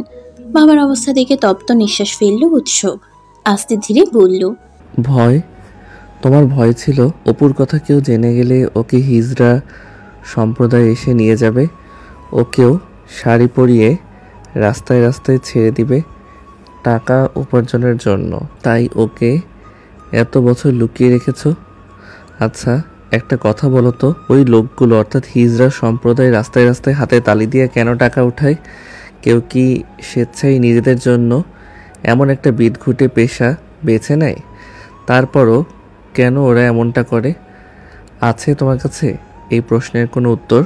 এটুকু বলে থামলো উৎস। দীর্ঘশ্বাস ফেলে ফের বলল, আমি উত্তরটা দিয়ে দিচ্ছি। পেটের দায়। পেটের দায় সবার আছে, না খেয়ে কেউ বাঁচতে পারে না, ওদেরও তো বাঁচতে হলে কিছু একটা করতে হবে। কিন্তু তোমরা তো ওদের মানুষ বলেই মনে করো না, ওদের এই সমাজের অভিশাপ মনে করো। তোমার এক সন্তান তৃতীয় লিঙ্গের হয়েছে বলে তাকে তুমি গৃহবন্দী করেছ। অনেকে আছে যারা তাদের সন্তান তৃতীয় লিঙ্গের হয়ে জন্মগ্রহণ করলে বাহিরে ছুঁড়ে ফেলে দেয়, ওদের কোনো অধিকার দেওয়া হয় না এই সমাজে। অথচ তোমরা প্রতিটি বাবা মা যদি ওদেরও অন্য স্বাভাবিক সন্তানদের মতোই দেখতো, ভালোবাসতে, পড়াশোনা করাতে, তবে ওদের অর্থ উপার্জনের জন্য পেটের দায়ী পথে নামতে হতো না, ওরাও আমাদের মতোই সুস্থভাবে বাঁচতে পারত। সমস্যা ওদের নয়, সমস্যা আমাদের সমাজে, আমাদের দৃষ্টিভঙ্গিতে। আমরা চাইলেই অনেক কিছু পরিবর্তন করতে পারি, কিন্তু করি না। এই যেমন তুই পারতে অপুকে দিয়ে সুন্দর একটি পরিবর্তন আনতে, ওকে তোমার স্বাভাবিক সন্তান অর্থাৎ আমার মতোই লালন পালন করে এই সমাজের চোখে আঙুল দিয়ে তাদের ভুলগুলো দেখিয়ে দিতে পারতে। তোমাকে দেখে হয়তো আরও কিছু পরিবার সাহস পেত, অপুর মতো আরও কিছু মানুষ সুন্দরভাবে বাঁচার সুযোগ পেত।